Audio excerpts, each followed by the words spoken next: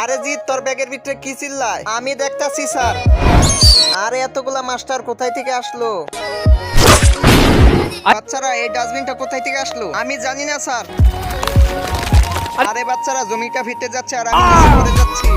আরে স্যার কোথায় চলে গেল? আরে প্লিজ এখান থেকে আমাকে বের করো। আরে তুমি কে? এখান থেকে আগে আমাকে বের করো। হ্যাঁ করতে।